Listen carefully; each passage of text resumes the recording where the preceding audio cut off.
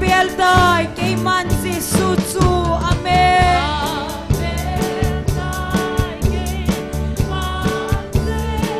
son se kita laude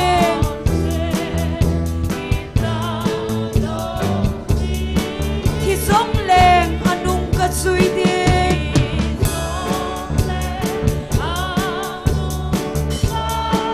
van in kan hun ka siam na dong singu hite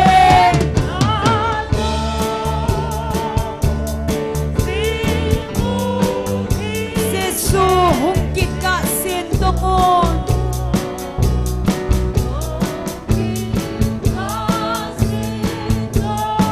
Jesu hung teng van ina ki khom teng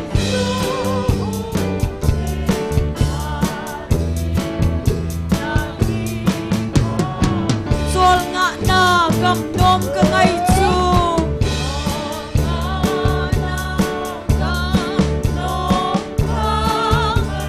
iti ahong long de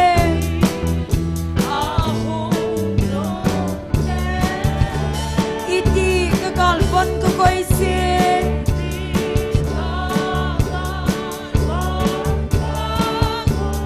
innoma ka cheng dem amen na dong singu hite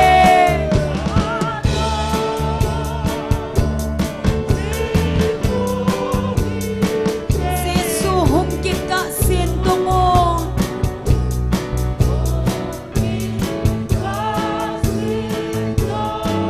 Jesu hung tem van ina ki khom de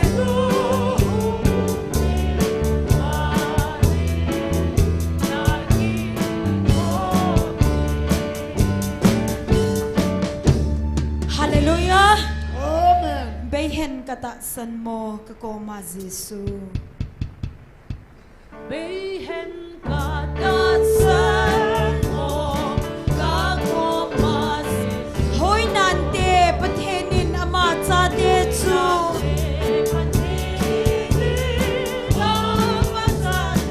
Kay ahinga tawleng thon mon ngai nante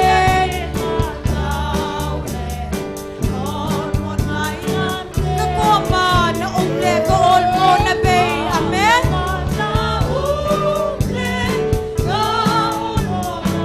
Kalam mo at himbang aman ay puy na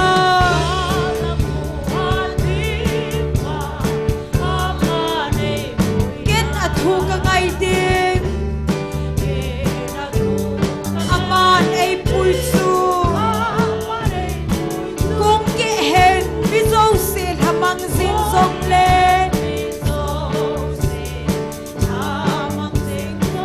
ama thu say vam su kham tong sing day din ama milung sen ken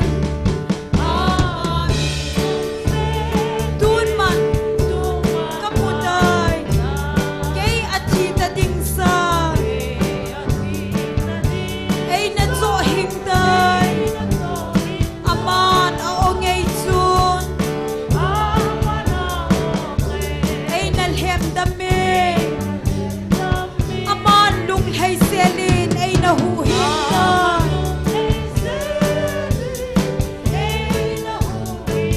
natlegan thaileng vai lungton ol mo na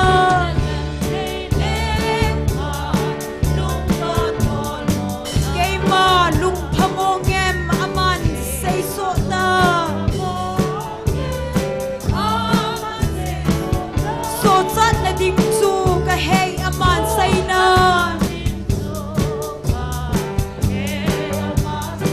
iti na ma song le sui sing nge pagay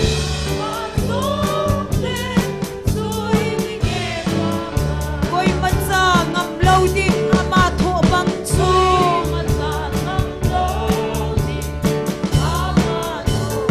a tho dai mi chon se so chat thei na din amen lam si zwa chi dai kay lam pi sanga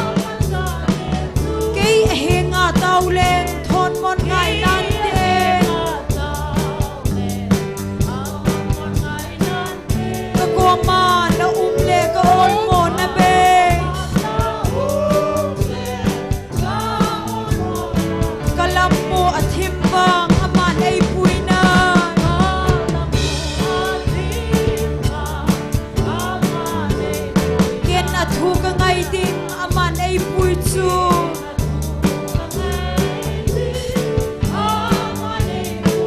kung ke hen mi zo sin hamang zong le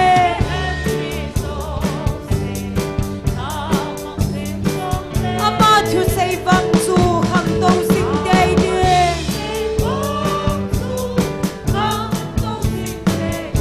ama mi lung se ken tun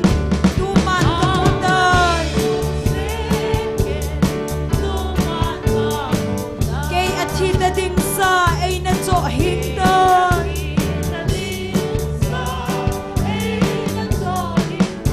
ama ong ei chun ei na hem da me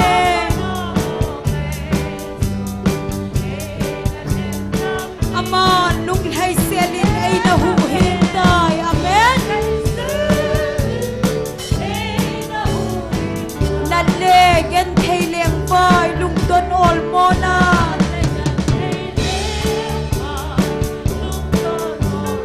ke ma lung phamong em aman sei so ta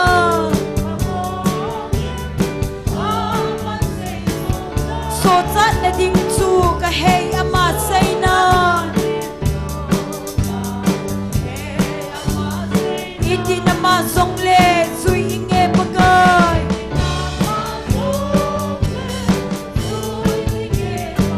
koi ma cha ngam lo ding ama thu bang chu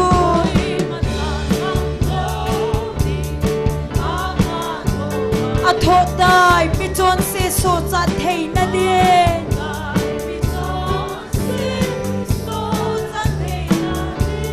lam si zwa si dai ke lam pi sanga pagai chi na a chun ke chi nang ka de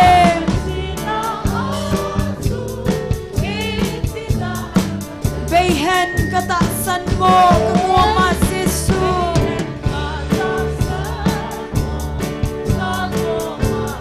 hoi nan te pathenin ama cha de chu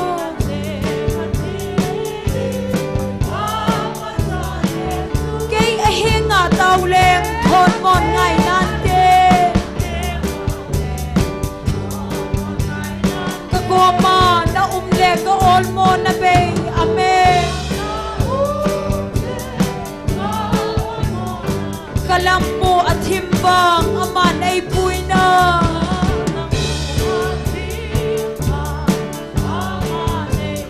ken athu ka ngai ding aman ei pui chu amen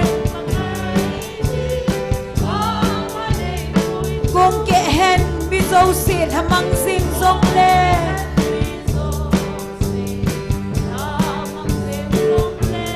ama thu sei vang chu khang to sing dei de ama mi lung sin ken tu man ka mu na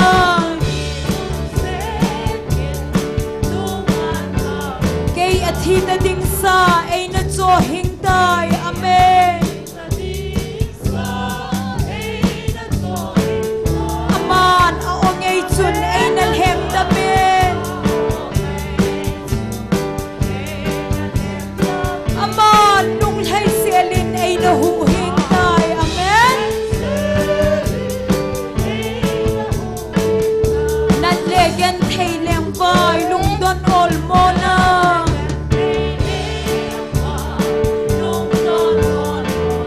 ke ma lung phamong em aman sei so ta so chat na ding chu ka heng ama sei na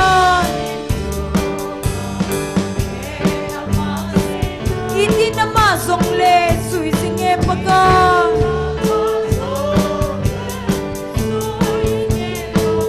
koi ma cha ngam lo ding ama tho bang chu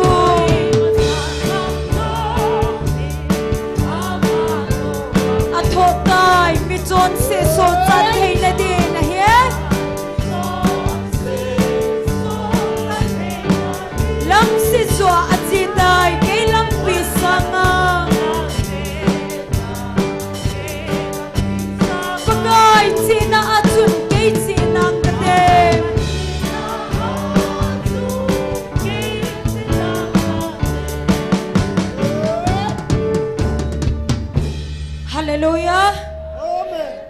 tho zo se ding khom ta hute muthim ta loading Jesu hungte muthim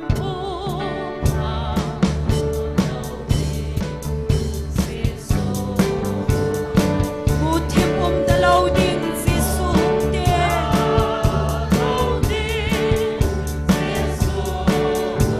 muthim ta loading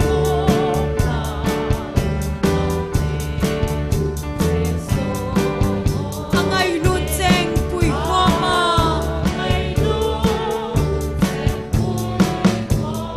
angai lu cheng pui khoma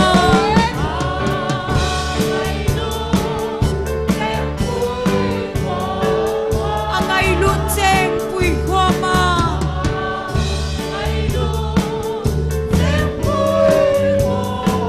muthim ta loading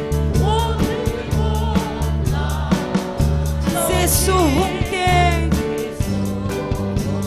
angai lu cheng pui khoma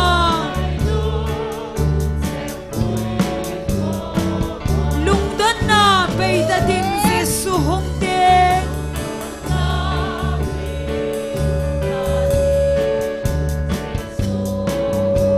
lungdan na beida ding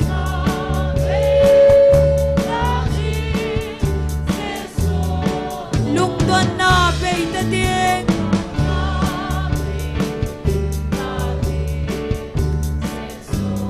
angai lu cheng pui khoma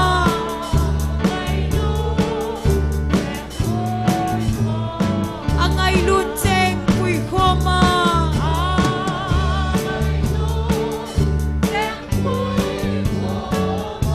angai lu cheng pui khoma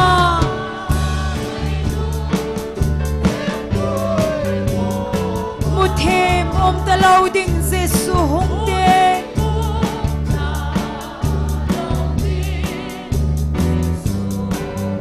angai lu cheng pui khoma kana ta loading Jesu hungte amen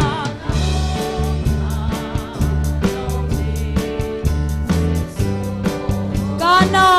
ta loading Jesu hungte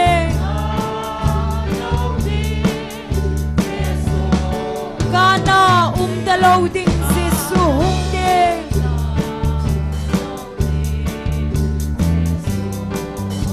angai lu cheng pui khoma angai lu cheng pui khoma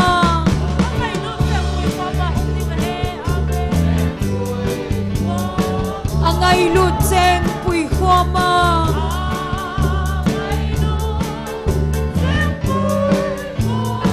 muthim ta loading Jesu hungte amen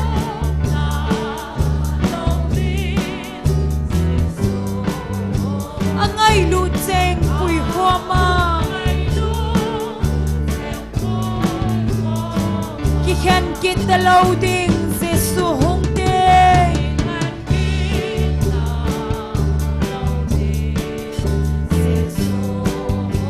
ki khen kit ta loading Jesu hungte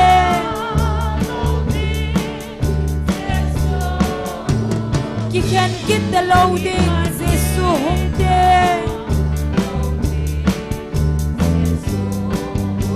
angai lu cheng pui khoma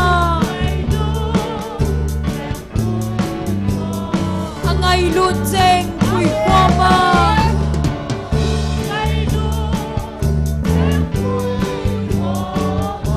angai lu cheng pui khoma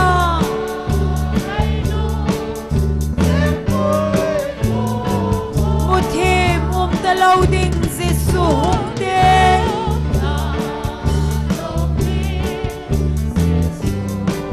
angai lu cheng pui khoma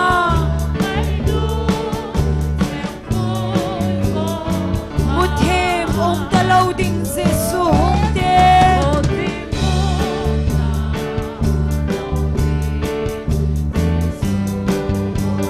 muthim ta loading Jesu hungte amen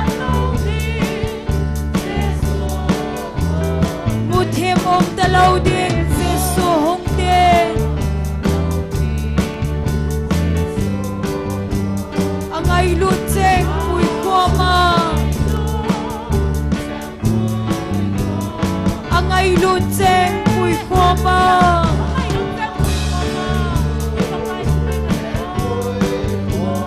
angai lu cheng pui khoma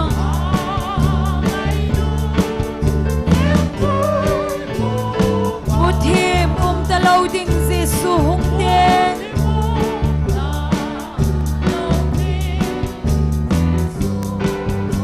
angai lu cheng pui khoma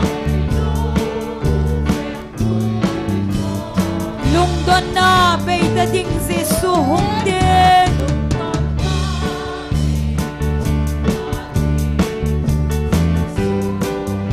lung don na bay ta ding Giêsu hung tên lung don na bay ta ding Giêsu hung tên angai lu cheng pui khoma angai lu cheng pui khoma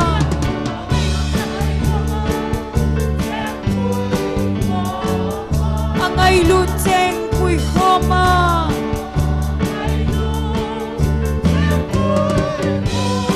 một thêm ta lâu ding Giêsu hung tên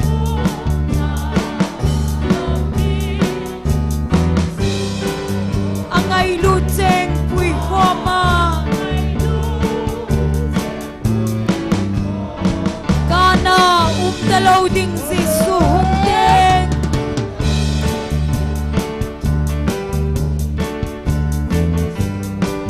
kana ta lâu ding Giêsu hung tên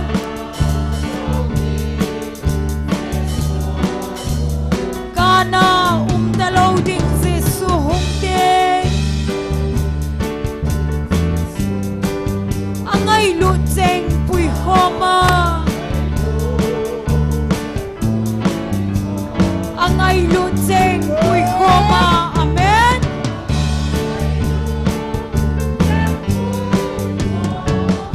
angai lu cheng pui khoma hallelujah một thêm ta lâu ding Giêsu hung tên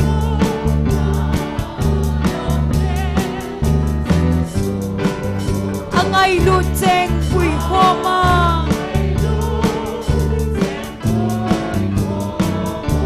khen kita lâu ding Giêsu hung tên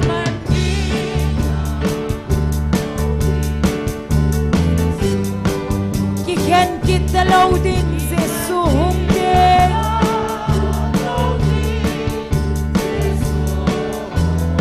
khen kita lâu ding Giêsu hung tên hết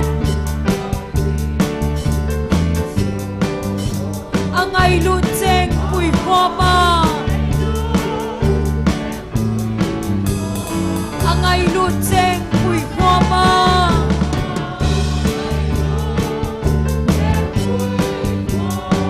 angai lu cheng pui khoma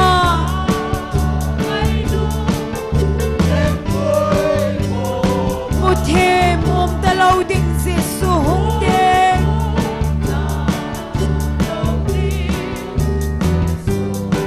angai lu cheng pui khoma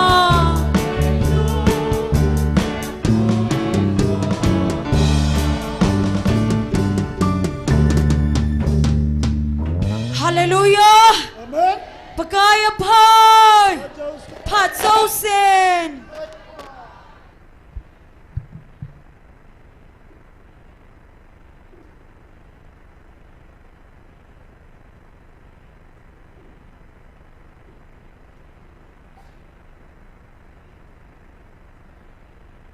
online na hung pohozo sele amuna hagaw meiti dinga hung kalsong nule pa ulanaw ti hozo se ibon sabe nikhupa mu sawhat chung pathen thangwa nei pive hallelujah amen pakaya pai Pat dâu sen Hallelujah Bảo mến Pat thiên lâu pi nó ho Pat thiên Pat nó hoi sab jiwa hi le Satan te na thu na lo hin na Ye ho dinga tu Satan do la la bol chi ho ki ne Then tu này ki man cha na diu chom cha in phung dong ka te Tao na lam kai pan pe diu he tu ne pa le za thang ni dinga hin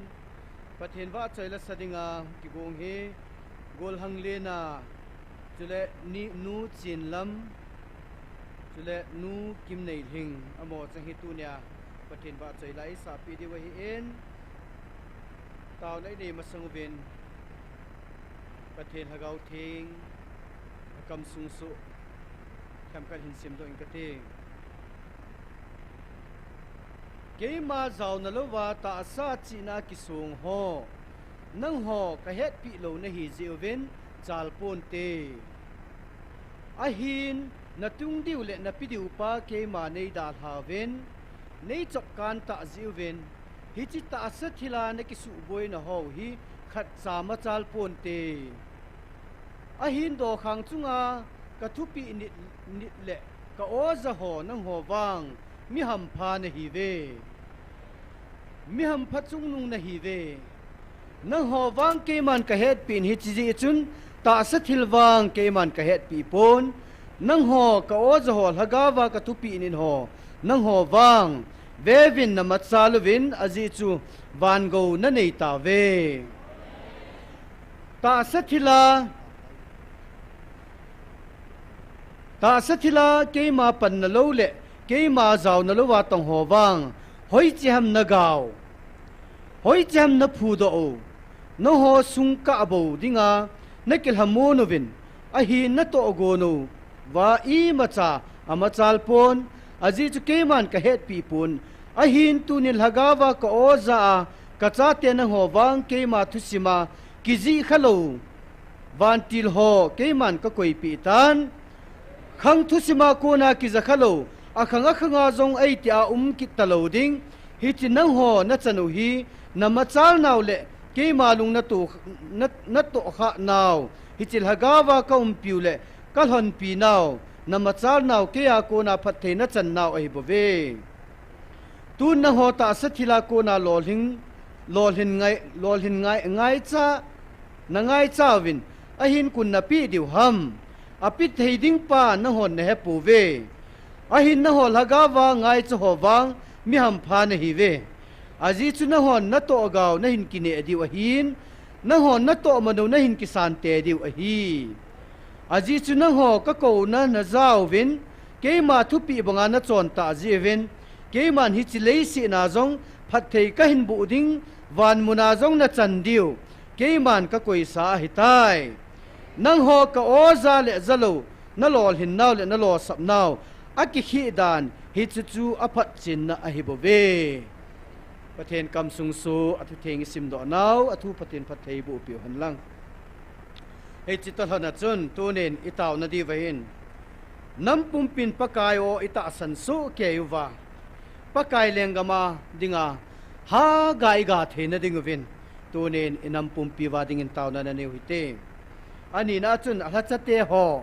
Evangelist ni hin kang dong nek robot hin chule amman cha min pha ho adang dang ho zo se jong tunen tauna na gel do tin ade din ngai lut ti bukim lo ho hi I ho ti bukim jeng jong hi ka la le ki ngai si ji chu na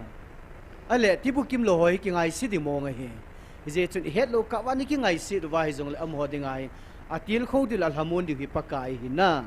je chun tunen ngai lu ti bukim lo ho ding en jong taunan an gel do tin he chenga ti chun tauna ne uitin tau chai na hi Evangelist hoinun in nei pu ki pamin te bon chawin pathen hinga tauna nei taw te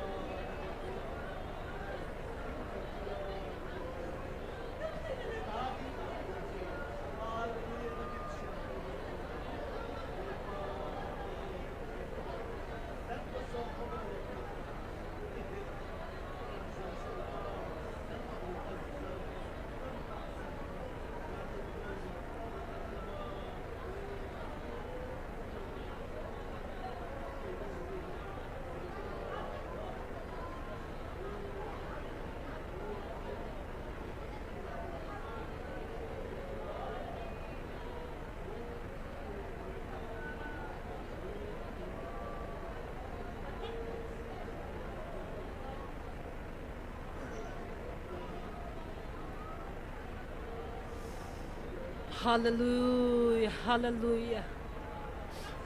Hallelujah, amen. Hallelujah, amen. Apa, kabaca simpo. Kapua Abraham Pathen, Isaac Pathen, Jacob Pathen. Khang lui zo se ki ngai na le khang tha te kinep na. Kapau ngai ta ka Patheno. Sim ti la pa na bang hi zinga. Tu ni chan ge ya ki khelti nei lo kapau ngai ta ka Patheno.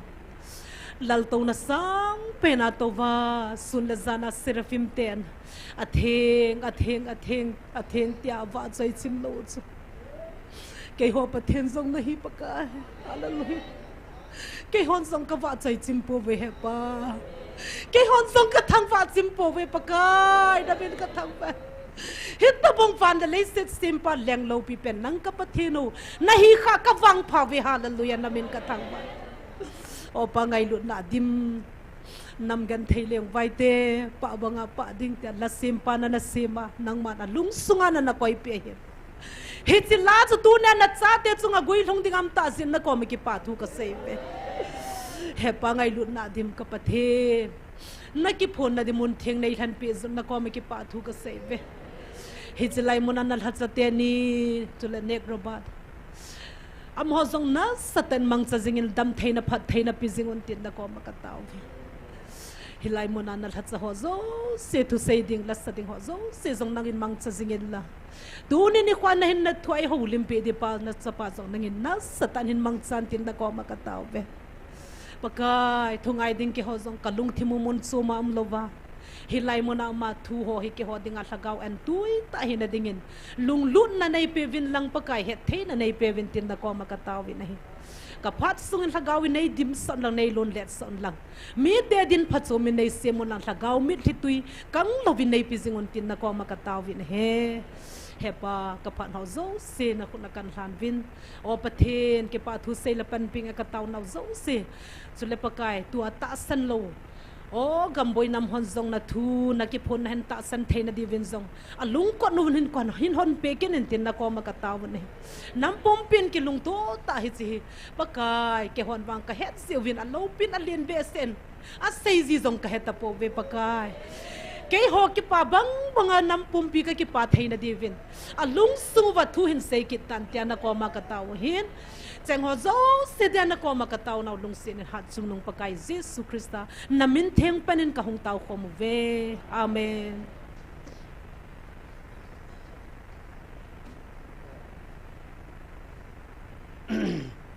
ki pa men tun Pathen va choi la sading azowa golhang lena ka ti chu ka kai zo hi ding da na hin golhang ka kai Pathen wa chole sading na mahung masapin in tin chu teng le nu chin lam athum na nu kim nei ling aban bana Pathen wa chole sadinga phat kan pi te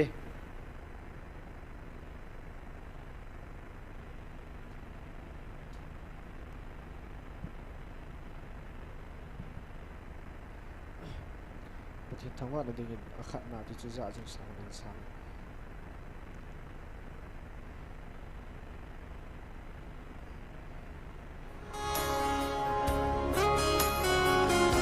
hello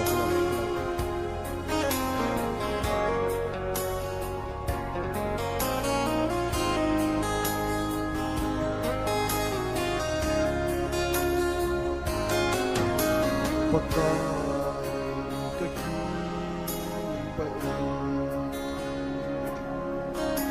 Himmel Hassan die zon lên nắng mây lút na đây mù sa tai nhìn đây bụi dịu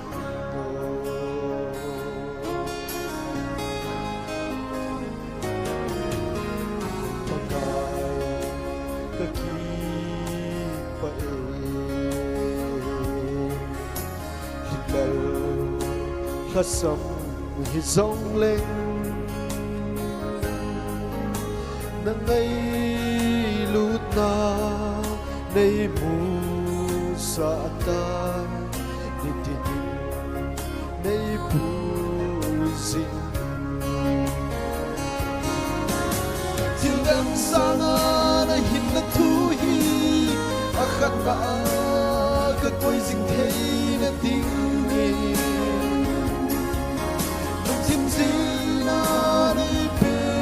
ko pa kai it have na ka so na ti ai dang nin dei pan ti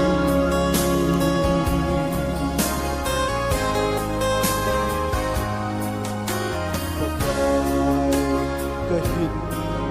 kho a khat na hong shong ji ho hi nang ma min na ka so na ti tha na nei pin pa ta sing dan sana na hin na thu hi ka ka ta ka koi sin hei na ti sing sing na ni pe ko pa pa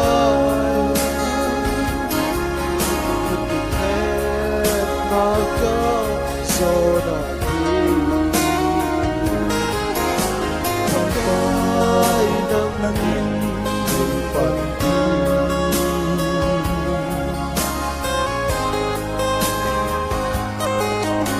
Pagkay kahin ko hi Hilal hasam hisong leng na lenggam ma chal na tingin ay mong cha sing ipaka sindang sama na hipuhi akat na kapoy sindhei na tingin nung sinsin na ipe pakai itin hem na ka sona ti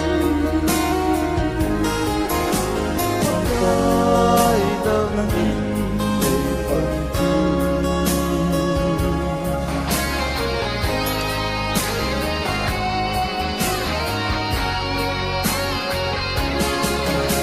sindang sama na hindi tuhi ka koi jing thei na ting ni sim sim na ni pe ko pa ka ni ki hem na ka so na ti pai nang nin nei pan ti pagkay nang nin nei pan ti pagkay nang nin nei pan ti Pathian ni bon cha pathe bo bitaw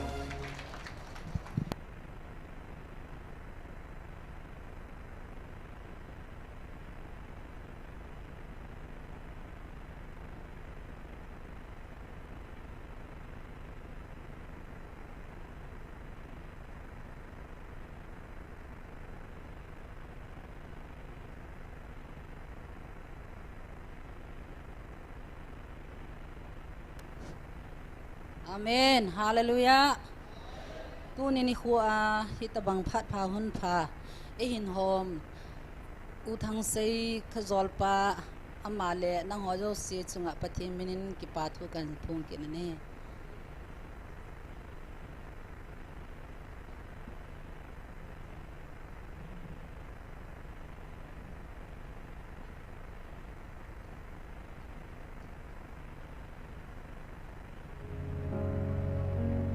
chỉ man hello thiệp man hello pa in awai za sa ziwa ka ki pa et jau sin khut na na be gewin kan te mo ve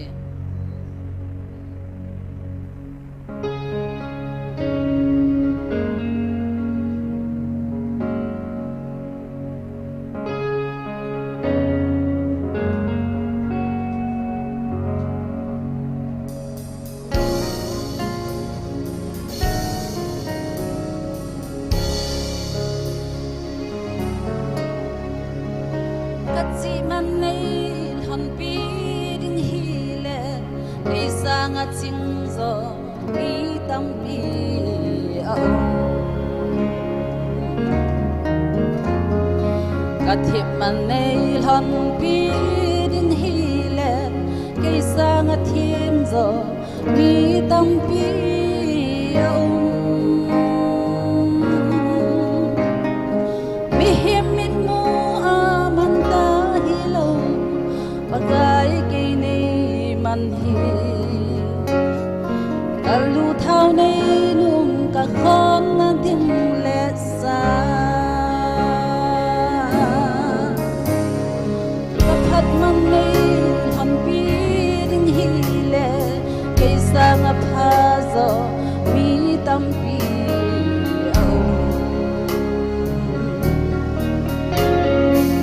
ho man nei han pi ding hi le ke sang a ho zo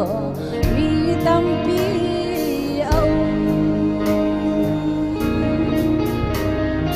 mi him min mo a man ta hi lo pagai ke nei man hi kalu thau nei nun ka khon na dim le sa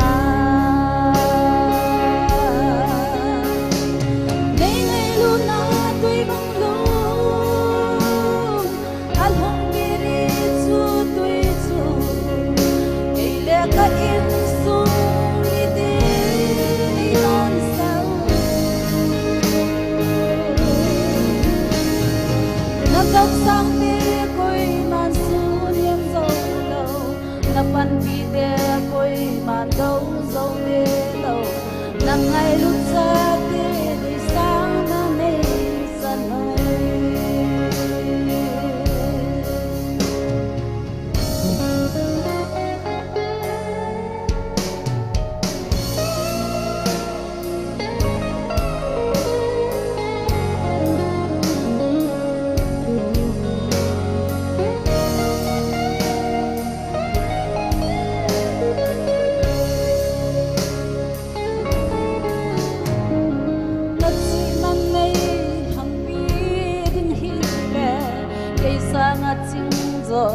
mi tam pi aom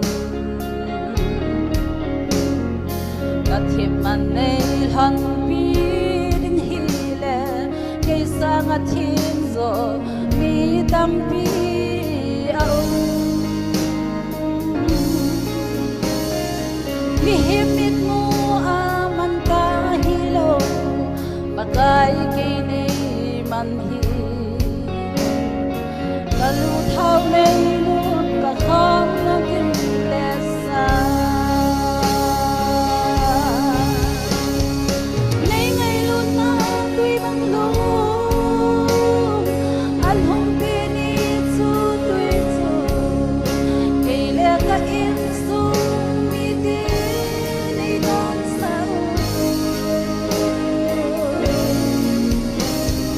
na tok sang ti koi man su niệm zo lo na pan pi te koi man dâu zo đi lo na ngai lúc sa te ni sa na nei sa noi nei ngai lúc na tui bang lu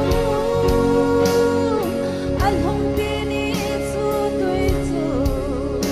ke le ka in su mi te nei don sa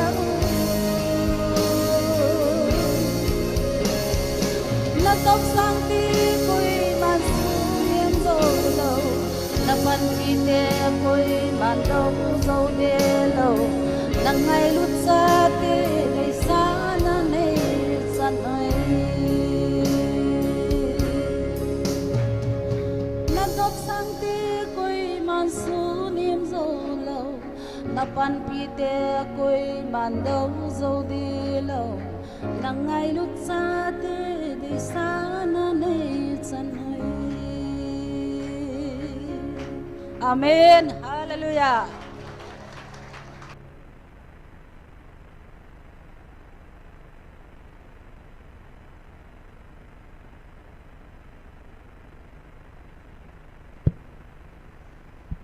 Masan NIKHO mantam chule andam na mantam ei piu pathin kan thang va in chule phat mun hinglel pen ami mo pen hi zong leng chelai muna pathin wa choi thei tinga phat ei pipa uthang sei chungin zong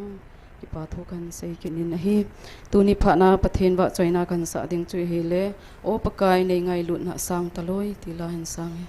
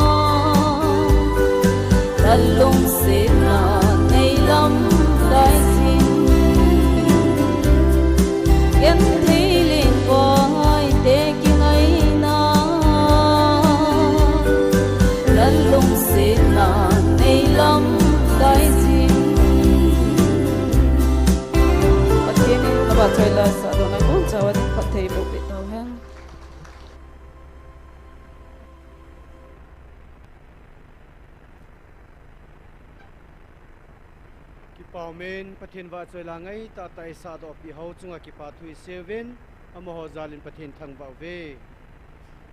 tun taun item in lading pa masanga bolding a kilom ho zo si cheu tal honin pathin pathei bu na chang puma pa le ja thangin taw nei lam kai pi de vinama achai chana din phat ni pitaw te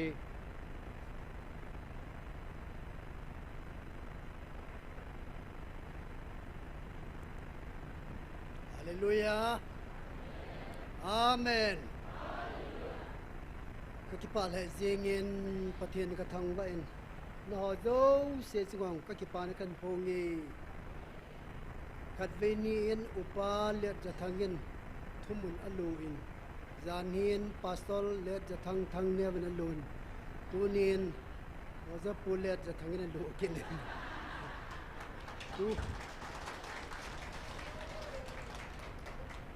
tu kal sung hi kal wang pha he kati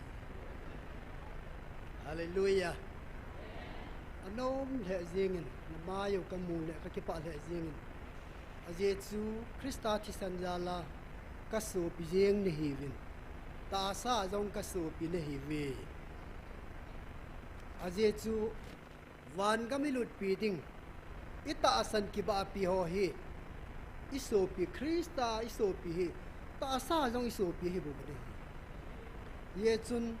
dunia ata asan ho hi pakai thupun thumap kidang ta ta asan ho hi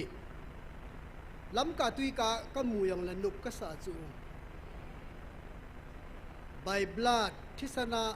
ka kinai pi ho ka ki to pi sa nga nang ho hi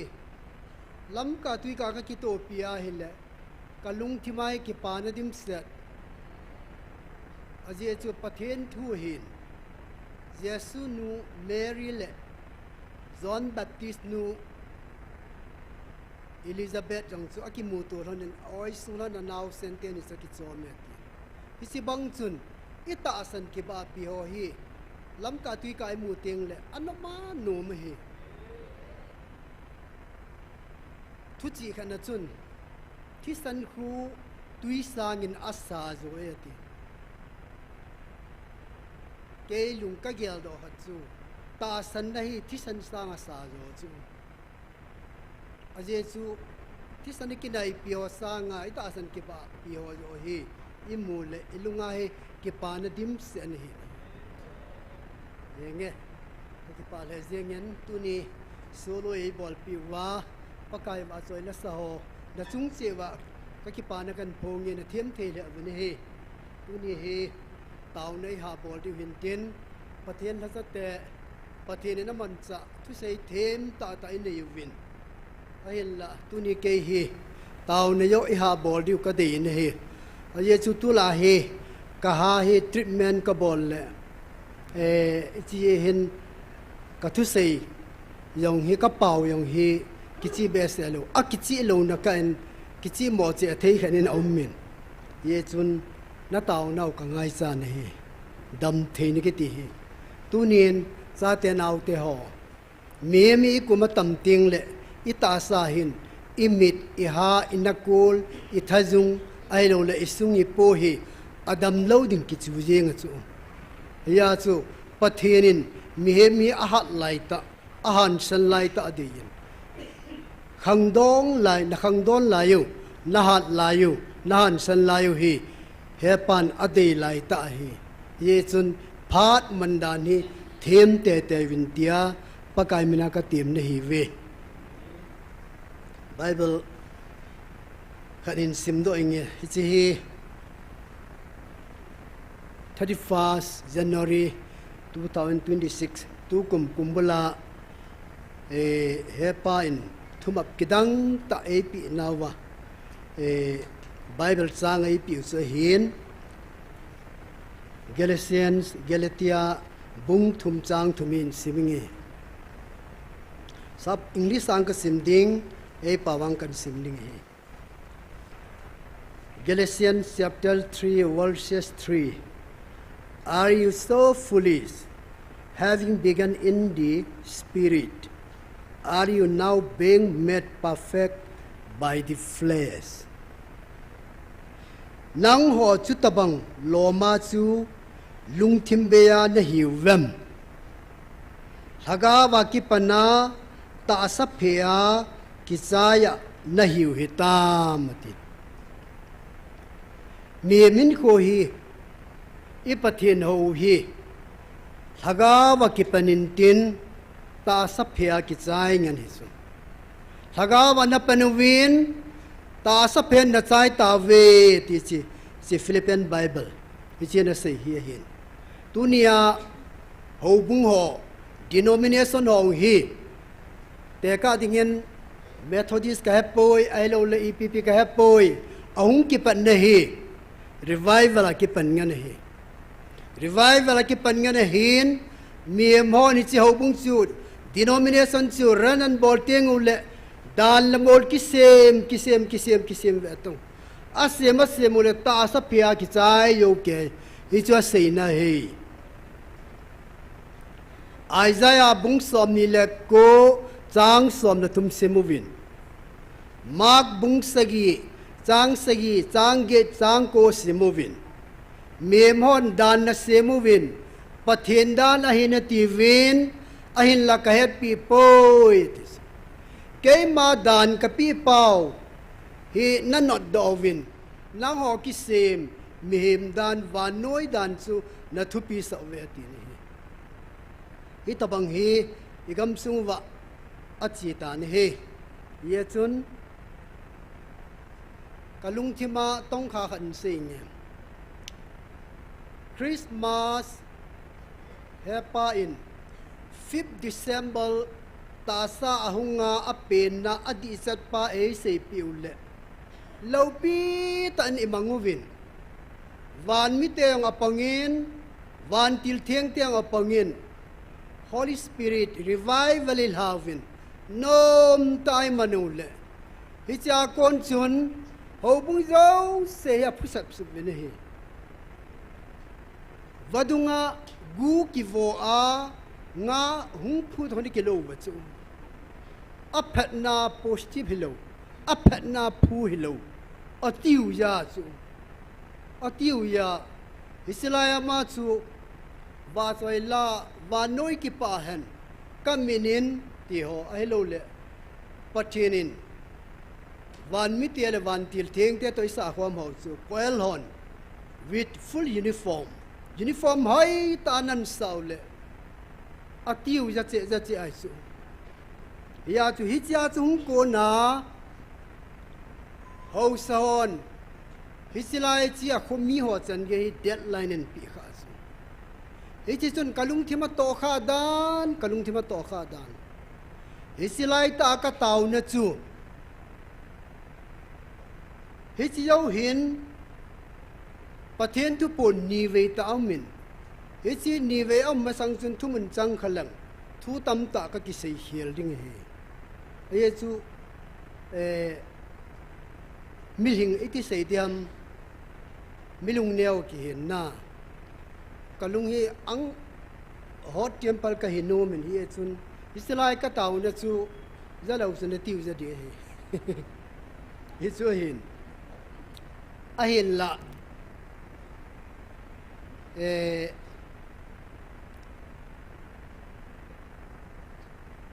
pathen oza a Taona Mei Tikhomna chi ho huwa ko na deadline ki pi ki chowin ki ti he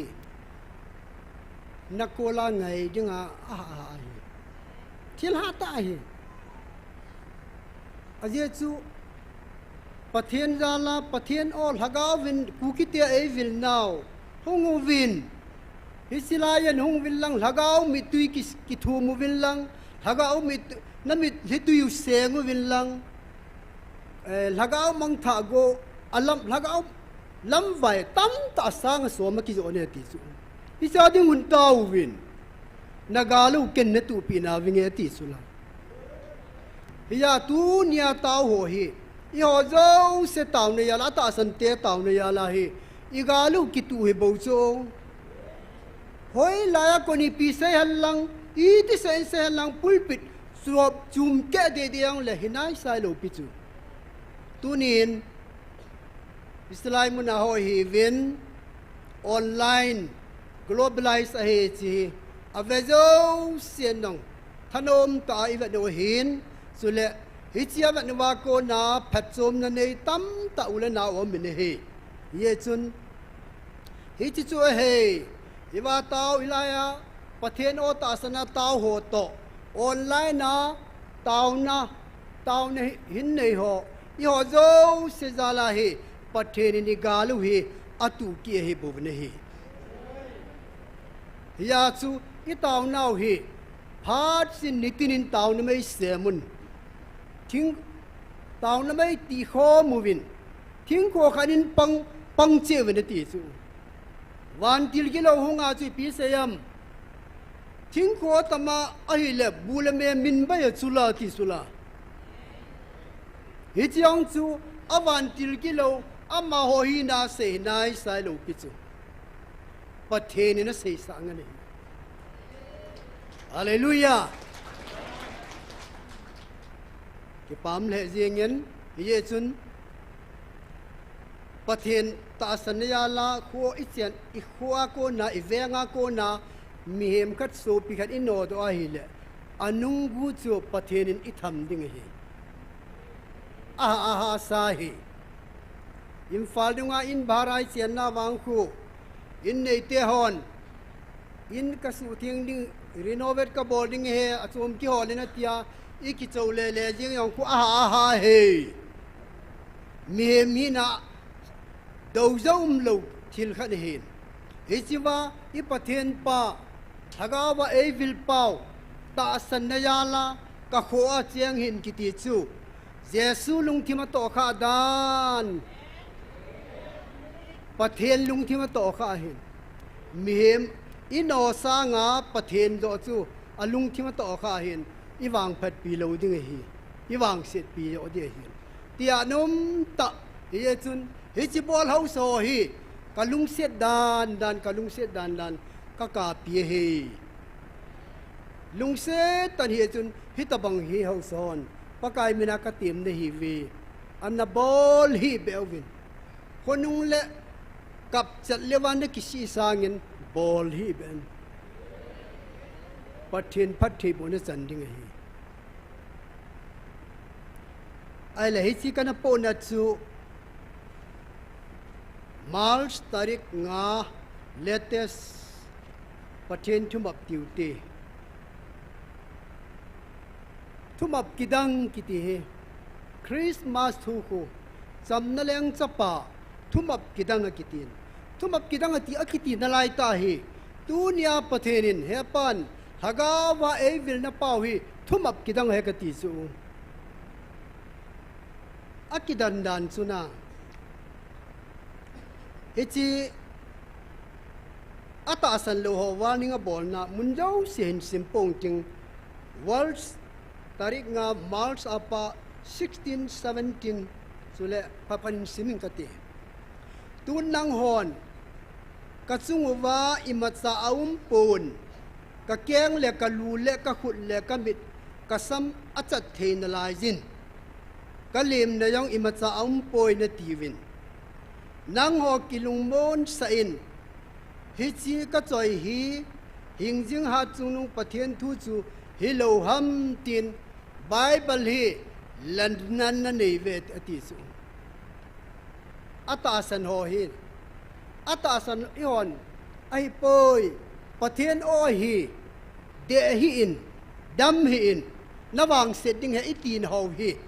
kami dong I thuam poi committee tan chi tan ka kyang yong I thuam poi ka khut jong I thuam poi at pin landan na nei vet ti su so la Bible hi chi so bol min landan ni nei vet ti su aban sim kin ute 17 ahin hichi ha chunung pathe na hi le iti dana hi tia the na lai ka him na tv a thiding so de ham ka ti su na adam the yo chu pathe na thangwa di chu kisu kha na lem na imacha ka nei poi na tin na la yu ve tia nam dan dan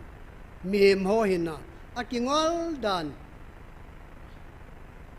nang hon na ta asanuwa nang hon na gel pau hi si diabol a hi na ti pau chu nang ho gel pa chu hilang hi chi na gel bang chanuwa chu nang ho chunga chu dinga hi pathenin ei vil nau hi atasan lo hon agilo pa hi diabol hi tiu su hicha pathenin na se hi nang hon na gin cha na pau diabol hi na ti pau chu hilang na gel ho na lan na ho chu na chungwa chu ri he ti ne chu aban sim kinu te a hoi a hin ngai win hi chi ngai lut na o ka ko na o na ya sunguwa hi ke man ka hlan ka cha na hi zeu win nang ho atasan lo ho ki ka ke man na chungu win na tong pong ka te atasan lo chunga na tong chum pongi a hin hi chi ni kho hi ka vil ni kho hi hung bein tin hi chi ni kho ka hung vil lo ni kho teng le nang ho na to dan chung cheu le nang ho ke ma do na kam pau ho chu guwa hung ki le ding na chung wa chu ding a hi amen dunia ilan na pau ki chalowa ilan na pau hi pathenin ei vil na hi ang ki chai ting le a vil na hi iko lai golden chance pi o he atasan lo ho yong ibon chawa hung lo loi win golden chance sana phat da bang ei pi o hin isai phat ki jan peta hi isi muna hi zot loi ya Taona Mei se mai pan loi ding he ama wang ka vil na hi ang ki chai teng le azowa ilan na ho a sei ho su so cho chung wa chu de he gu a hung ki le ding na chung wa chu ding he poisonas wang se na ham se na chu pathenin ei vil na pau ei hin tun do wa ei vil na pau ki chai teng le hi chi ilan na ho zo se hi a chung wa hung chu ding he ke ma di na zenga thu se ya ke ma do na nga na thu se ho dinga thilima yo se hi nagalu hi dinga hi ilan na ho jo se bo na ma ho dinga galung hi dinga hi nalu pom pin na ji zong nagal hin tin dan sungmi na nu na pa jeng zong nagala hung pang in tin namu na loi pata zong na do ding in hung kisan tin hem la thal jeng in zong nang malam hin ngan tin thiliya kai nang ma do wa hung pang dinga he kichi sel explain bol ngai lo be kichi sel aje chu hingjing ha chung nung imayau se chunga thanei chung nung na pathenu ke ma do na lung na put na ke ma nei de ta jin thil iya kai hi nang ma do ding in lan na hung pang ding a he no kha khat teng le akisi man lo zo sia dinga ama ho lan na hung pang ding he tunia ma hon i hoi lan na hi hi chin ni kho chu hung lung wa ding hi a hin nang ding in thina chu tap jiang po na tin thina chu na te wa lo ding a hi hi chi yo se na do wa ai chiu se na do wa hung panga nang ki het do ni kho teng le hi chin ni kho chu na hin kho be ni hi ding hi na hin kho be ni ding hi ti anam dan ka so pte ho a hin hi chu nanga dingin phat am tapun nanga dingin kamun na jong phat am tapun nanga dinga achai ni hiding a hi explain bol ngai lo be khan he na ye chun taw na ma sa haga wa lam bai ho second Saturday every second Saturday a hi counseling ki bowling ai ta ama sa chu every Saturday a hin tu ai every second Saturday ata san jo siang i pan ta diu ka ta sanin ye chun he cha dinga hi taw ne man diu laga wa lam bai hoi ti la koi ham ka so pite ho tunia hausa ka he tia pathen ta san ho no do ang chu laga wa lam bai he dunia hong na tong ka he tia dan la mola ma tha เฮาซอติลเสียวยังละกาวลำไว้เฮ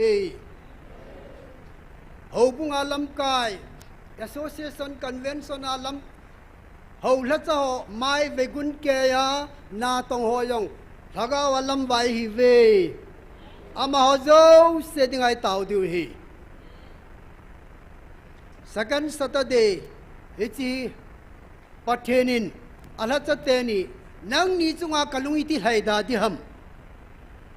lagaw mang tha ding sang asom nei met piran ta ti so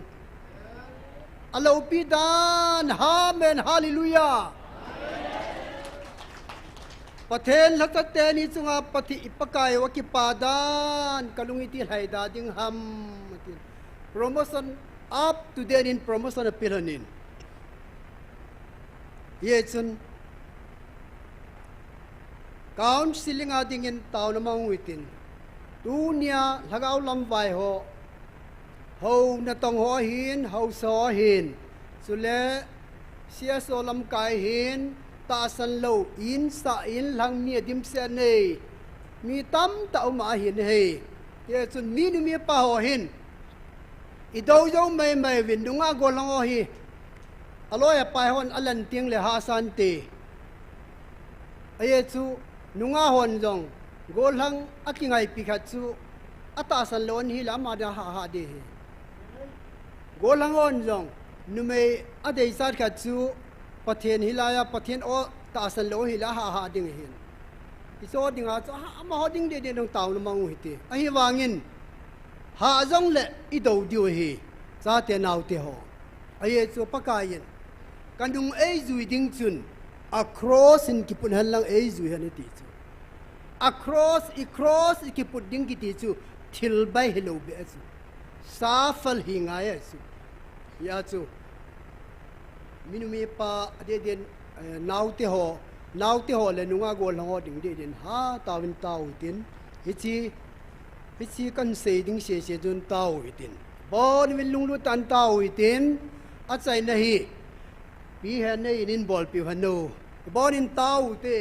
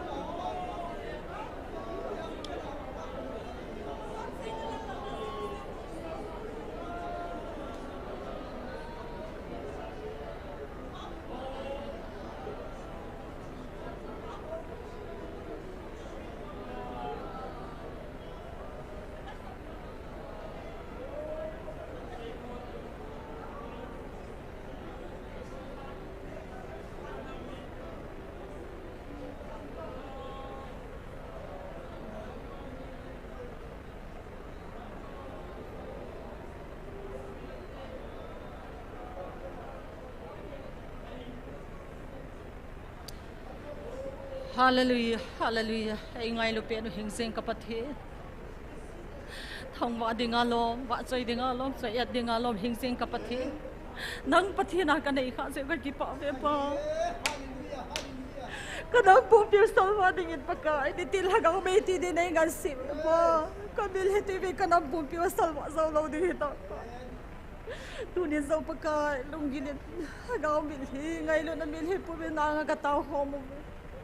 Kabil hin pakai kanam pumpio salwa zau thei da dingin pakai phathei nei bo pi de ngai zan pan pi na ngai khatam chilai mon na hat se ho zo si hin pakai na hat za tam pi jang nang ma o do na thu sei ho dingin zo mi li long in ka taw si pa pe lo le na nei pi de sen ka ki pa ve pa ta ki sta ta ka zo pi de ho tin ka ki pa ve la sam zo la sam lo ba pakai ken thei na ha sari za do man lai zo la sam lo bi apakai na ngai lu da thu pi ho ni jing thei a o kanam pum pi wa ding a taw jing thei ding pakai hum khom ho chang hin mun tina online na taw ho hi zo la gawin khat chen nei pi ding zal ka ki pa ve na anga ka dei ka ngai ka thum ve kanam pum pi sal wa ding ni tinin pakai ha gaw mi hi ka sian ho phat thei dei bo pi ka taw da te ho nei lo het pi ding ngai sa da pan pi na ngai ka taw da te ho ei hu hi wa ha chung no na ji su na mi na ka thu hi amen Pam le zing in he aje chu pathin ta san lo ho dinga he I taw diu hi kinu he I ti la le lal jong lo hen I taw jing diu he la ya pathin thu phun pakain ei vilwa taw vinati sana he amo dinga I taw jing diu he Bible Matthew bung som ni la thum chang som na thum chu sim lo chu wo mi phalem ho ada nahi ve ye na mi ti le wan gam kot na kha ve ti chu wan gam kot na kha ovin alut nom hoyo na lut sa thei ta pu ve tu nia dan la mola priority chat ran bol hoy zo sei nei bu chu Pharisee so ase anase na chu ahi wanga Pharisee so me ya dinga focus a hele Bible a kisi ta hele ta aye jo Pharisees te phat masang pe Jesu khanglai ta sa ahung lai khanglai chon hi ta chu I bola su Bible a kisi ham dunia khununga hobung kisem ho hi thagau thu sanga Mihem dan lamul ho priority importance ahin sa diu pa hi patheni na muzia ami te ji sa hi ya chu taw nei man pi jing diu he tu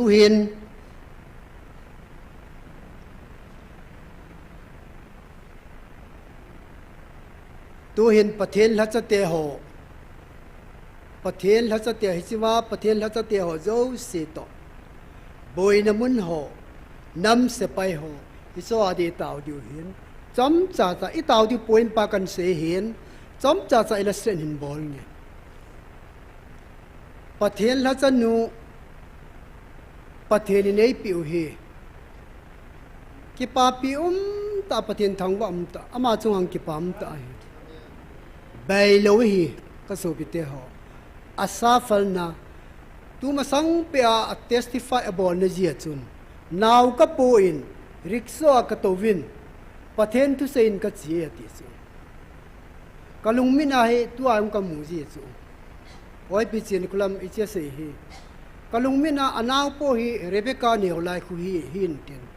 al rikso a to yong kam hia ka mu ji chu kam ina ka mu ji hi tabang safal zat kidang ta safal ng hiya Asafal yala chu tunia NAMPI dinga patheni nei pi hu thupun masalaya pi seyam kalhatsa khatlani in ka thuwa ngaya kana theng sana transparent atwa hagaw angai luna ahu do zala he milisenga tawne je wa he nanamu ka hu do he ati chu amen koi ham tile oi pi chin kulam Evangelist thang len se Evangelist thang len se ang kithopi dinga an pi dan a testimony avel velin ingayuven alo pi dan kidang ta pathianin thil tam ta testing about test about su test about su athi kon cham chama dasbina ki pail hataba hi laya iwa pathian hasanu kom lunga honunga lopi ta ana to tu nia promotion step by step ma promotion apia thila asang som alak hali na thapi alopi dan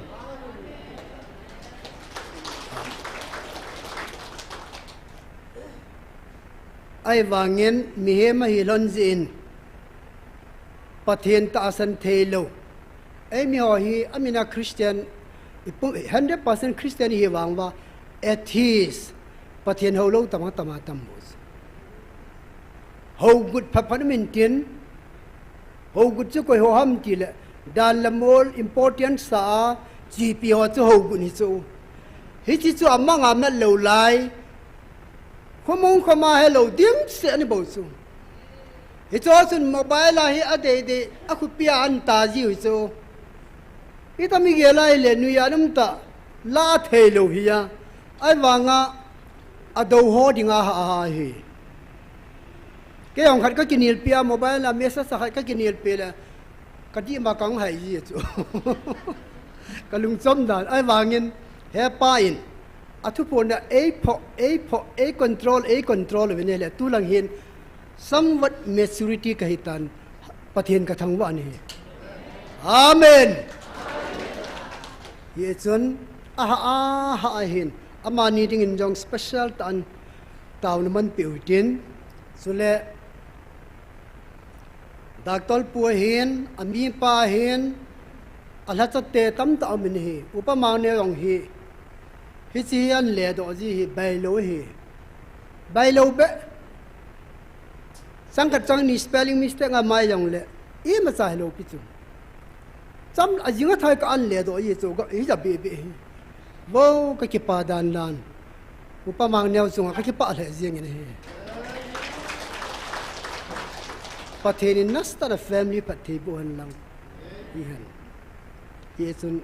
ama ding in jong special tan taun man piutin daktol pu khu anako la ya thupon tila anako wa hi na status kaman di he ti su kangan sena ji loi na ti amat jing su aman jong daktol pun jong pathen mi chu thagau mi ho hi thagau to thi men ta bang chu tu nya hung jo se hi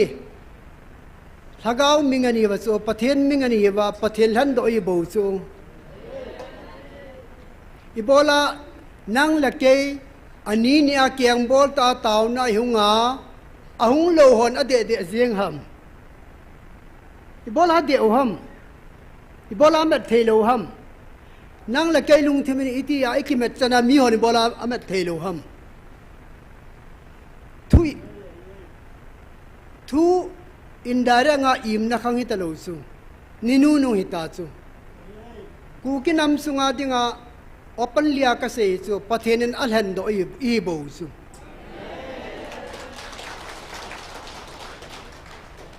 ningkum april tarik ku a ipiasayam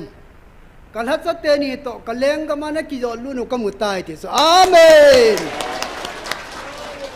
sun le ana ki chop the he ka so pi te ho lo pi be san chu kon sim ji tu ni ni ko theng ni hi Gabriel in the minozi lu NIKHO hi alo pi dan kaminin ti alo le chungwan gam no mon ti khu thuponia van mi te to van til thieng te to ei sa khom sa chu ka ti mul ki tho chu lo pi be sa vanu le se na gam khang to hi ya nu ma na Korea kiti ho South Korea kiti ho yang pathen tu akhana khang to su America kiti England hoila ti ding African la ai wanga ama ho jo sikoma ki him ki sei do lo pi ku ki te ko ma si pi ki phong do pi vo ni wang phat dan dan alo pi be san ki koi utin ki chom ni hum ke uti ka ti su lo pi be se yang ji yang lo su i wang phat dan dan ni ham phat dan pathinin atu pon na khu velvin mi ham pachung nung na hi ve mi wang pachung nung na hi ve ti khu ve ya sei ta dam ve tam ta sei so na i ti ngai lu ni fitam na ngai lu na kitang be sa na jim lo kitang be se jing ni ya chu lo pi be sa theologian doctorate master double master degree hon ahet thelo he tu kang in nu nung ni hin denomination boy pina khangai poi ministry boy pina khangai poi sumla pai fan hol na khangai poi thaga wa ki su che ding pathen oza ding pakai la cha te ni to aleng ga ma ki zo lut khom ding ki zo de la ki zo lut de amen hallelujah alo pi be se ye ngai jong su hin tien ani na hin boy namun li ta lang boy na heaven kam jong lang boy na heaven ai lo lak isi i hai view boy na heaven boy na ho jong hi i pi ti sei di ham akilo ling ta bang su pathenin hi ti san ei vilwa ei ko wa nisya nang la ke i taw jinga kingai tom ta ina to ding hello ki hello pi i to di dim set i to yo se kidal ha pathenin ngan sian pa hi priority ki pi he ai chi pi chu kidea kidam ma hi adela dam he bang se so chu pathenin ti lo da dio boy ti lo da diu ham ai wangin ta san cha te i hon wang panila diu taw na panila diu hi ti taw yin i taw na e che boy no hi hai gam mi te hi thu pu na se su na ho sa nga hop thu ma tam zo nam khan hi na sumang ovin na su chawai de we ti sula hai gam mi te se ne chong ibola na su chawai de we ti ham hi chi wai taw na wa ko na he pakain awan til te tha pia chat thelwa la khula amen koi tha nai chu ki bol ham nang la ke mi hem tha ni lo pi sume chunga pa bol ni bo chume ibolai chi ta san lo ham muntina ki taw na hi ti vin hilai na taw na vin bo nagamu salwa ding he ati pathian ngel ni nei sei pi sula ale bola tu nya mun chom taw ne se moham sem ngai lo hinge kangui lang more lang ai lo le sai pu lang sa gam la ai lo le mun chom gam la chun amun hi chi brand si ki bol han lang taw han ai wangin tu masanga ko na in chi na lo i chi na long pi pa wa ho bung i sem wa ko na i taw na ho chu kila lo pi i so bol na khang chi lo pi chu i chi wai hung diu mi litui ki thum diu i taw diu bu chu more lang ho yang mo pen na the lo pi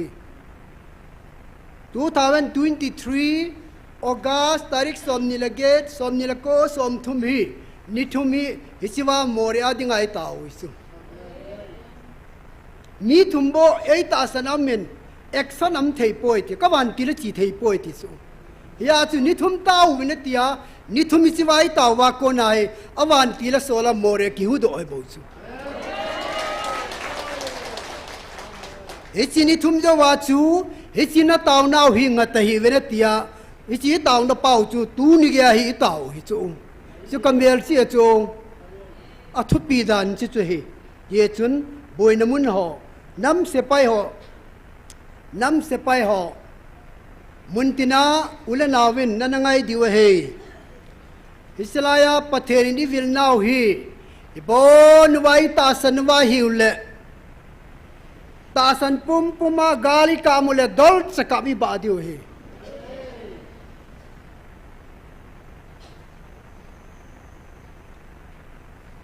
Pathen o tasan puma gali kamuwa hiule balmalanga el sayang ko 3 not 3 ki ka fight alu ki kap la the ya ka ti chu Ibola ka seham David patherin thau anu achapan la thau anu aute galmuna pan avel hiting a sol buchuna posa lengpa sol le amite ho adinga esina chu golaya in Israel pathen mite challenge sa bol so pathen mite golayan challenge sa bol hi Israel se paite ki thing ane hi uchume esina chu David agal hun khal na an bol kille David lungthima to kha chu ama chiap tan lowin pathen mite taw challenge sa bol thei ding ham ka tham de ti sula aile patherin thu boi sei pi wachula golaya kiti hi pathen lopi na ki pon na dinga mihem sanga extraordinary len la sanga ka sem he ti sura thu pona na echu David ku na ko na pathen lopi na ki pon chu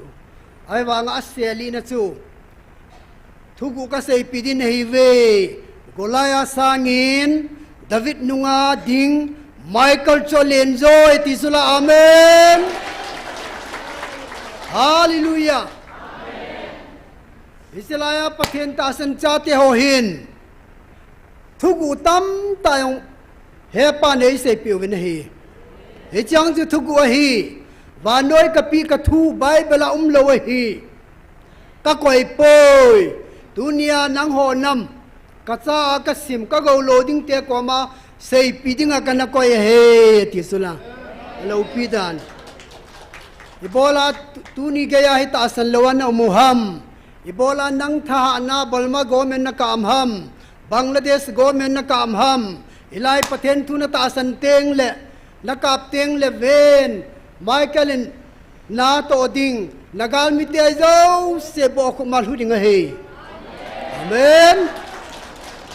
tu hen tu ni hen nam se pai te ho zo se ading in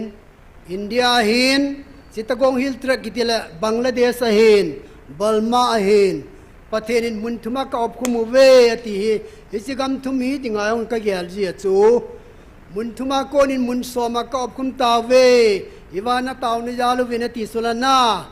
hi chun nam se pai ho hin boina mun ho hin alhata te ho zo se tu chung asama ilol hin naw jong hi thil kidang khari chu ami pa ko mai pi seyam nang nai hu ka koi sunga nalengam jong machal ding nalengam pung ding he ti so le yaw wa tu ne a kind of plus is song hi apun na kha ne su isa yong hi pathin thang wa am ta hi ye chun iti ho zo se ading in taw itin pastor thang neu lagaw me so apang ji hen Pastor yang se ho hen evangelist ten mang ho evangelist mang boy ho hen icha pathin la cha hung ho zo se hen ami pa hen doctor pu hen necroban hen necroban jong hi alo pidan pathin alo pidan vanu le se na ma ti lo ko ki phon ring am po ti so na yesun amma yang anu apa so pe sangom hen gutang ko na hunggal jam hi ven ki ho lang sa hen Yesun ma an sumi te ading yang taw namang utin bon win taw kinu hitin achai na pu kai mang imuha aman taw sai hen mang hanoi bon win taw te amen hallelujah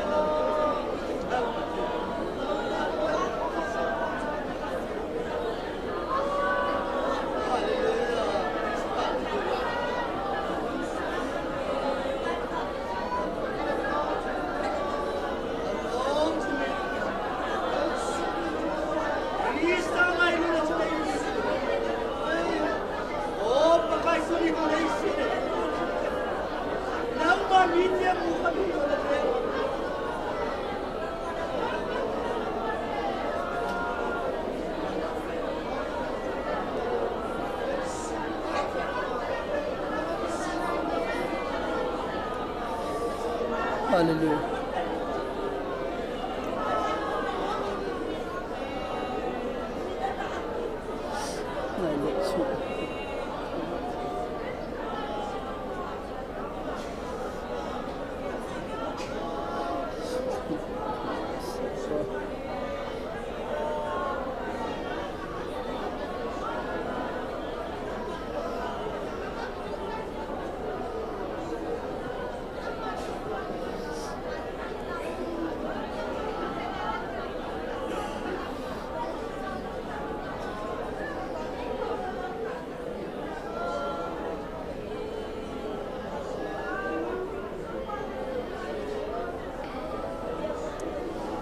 Kipak ve paka,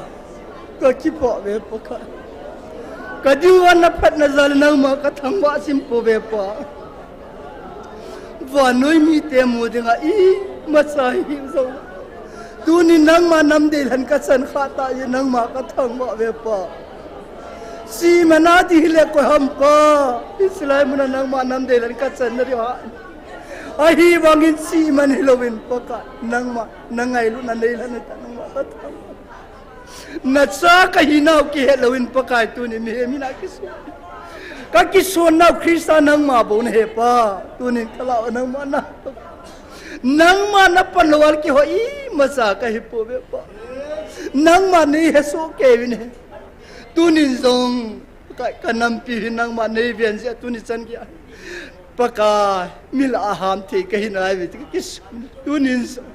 kei ma ho hin ho yo si kada la lo wale pa iti nama zong le oh so akasi ki di hizong na nang man ka san hi binitil alaw pin ho zo si paka tuni oh na sa ka hina hi tuni hikumuna ta san sa hom sa hi zo nang ma ka hin bel te nang ma ka thang wa bne tuni hikumal hom sa hi rong paka kamit li hin ka nam pi nei tuni ta je nang ma ka thang wa bne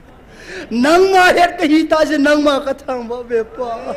nang ma mel chi nam ka hita je nang ma ka thang ba be pa wana hin le ka ba ka mino so ta nang ma ka thang ba be pa nang ma go lo ring a cha ta nei sim ta nang ma ka thang ba be pa kama sang lam pi mi he min kamu thei pa hi jong la nang ma nei mu so ke nei so ke nei pu jing ta vin tin e hu hum ka pa ka na je shuna mina ka ta he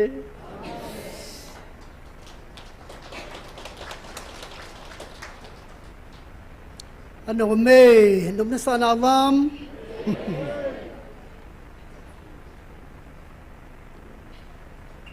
pakai lagau thieng thu ponin e pawin wa noi mi ten mit vana dingin mu set pen ta hi jong lew chun ke mit vet dingin alul pen nei ve thi solana mi mu sena dan danu chu Imphal chiang hon aki hian hi majority hai gam mi ho ko ma chiang hon aki hedi sani hi service hall na hi lang college life student life high school life hi lang office ana tong hi lang ai lo la hoi lai bazar dukan la jong le mi hon imu set dan danu chu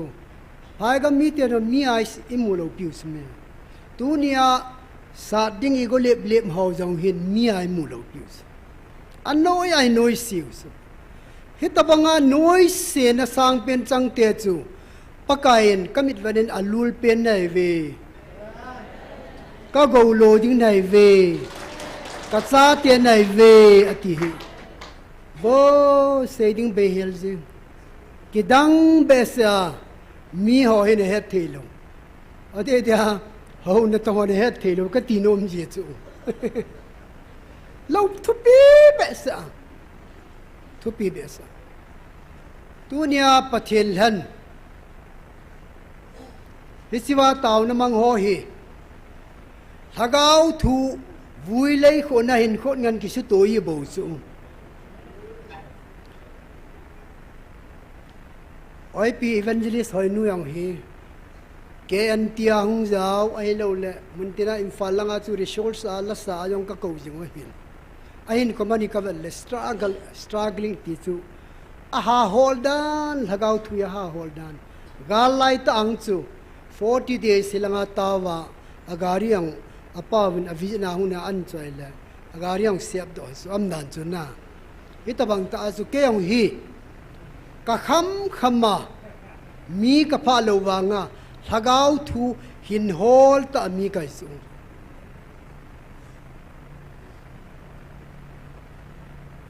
ya chi bon wa hi thu pon hin na hung dang sa hung loi so na pana pathin thu lagau thu hin ki hola hung loi I bon wai za chum style chum cha ki su to yi wa chu cha te naw te nunga gol hong ho jang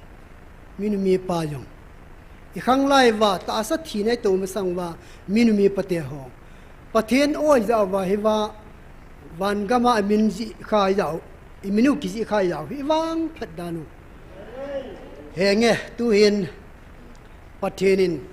na tung diu ne sem diu wa na gam sung pum pi wa thanei pen pa sang zat thuma thanei zo le thanei ta gam thum ka thum ka tun pi din he ve ti win America Israel in kha chui pi diam bang ka sei thei pon hi cho hin chu le communication ya taw na mang te America ri taw na mang te Israel adi taw na mang tin communication silong go tia ko na te se hung zo lo hoi hung nom tan ai wanga ai zo langa sau ta gari to jing he lung zo lo hi chun kha silong a ko na hung tu te khan nin airport na ring hung taw ne te ti su airport na mai le ka hung dinga taba tam he ti su ye chun zani dunga Assam siam pathene alung thima na to le development e pi usula na sibanga chu Indian government jong he adia communication minister long he Nitin Gadkari ki tipang he alung thima pathen na to le airport ka poi lampi ka poi za chom thil pa chom tam ta phat ta e to pi kom dio he ye chun sia ring chun taw tin taw chain a chai ne hi taw chai ne hi pu zol sin mangin tin ki khan nei lo lai ding ta taw te bon mit oh hallelujah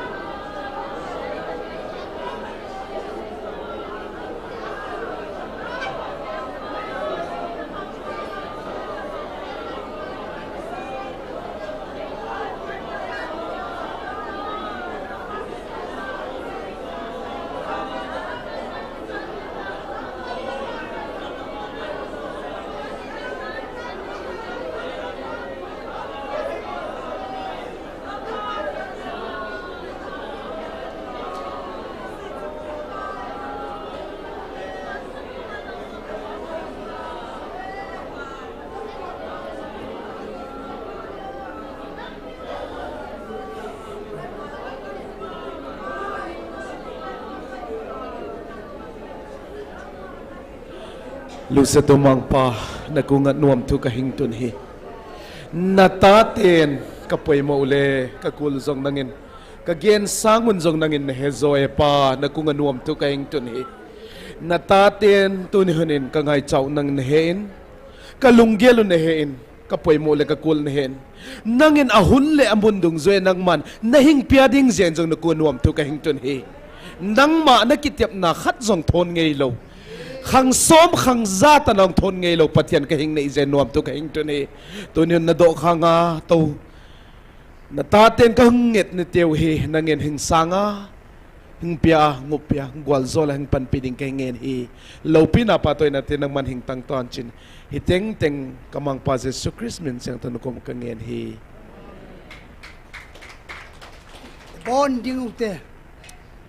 bonding utin cái màn ít cái là tụi nó đi bên tàu nên bằng tàu nhong tàu thì các cái bảo vệ các bậc thiên hạ trung nung và nói lấy xe nào lâu Israel muốn thiêng này pizza là bên mình lâu pi cái thằng bảo vệ lần hết cho tiêu na và nói lâu này pizza là bên mình lâu pi cái thằng về lần hết cho tiêu na mình trả họ dâu xe này pizza là bên mình lâu pi cái thằng về riêng là thay các cái món ăn điêu, ia cái in lệ sai muốn các cái lệ na va incident accident lâu va na van til thiang in ai pui jing zal vin trong na min lâu pi cái thằng vậy til patam ta nei bol pi na teo ki pa thu sang ta se a Nazareth Jesu mina ka tawe he amen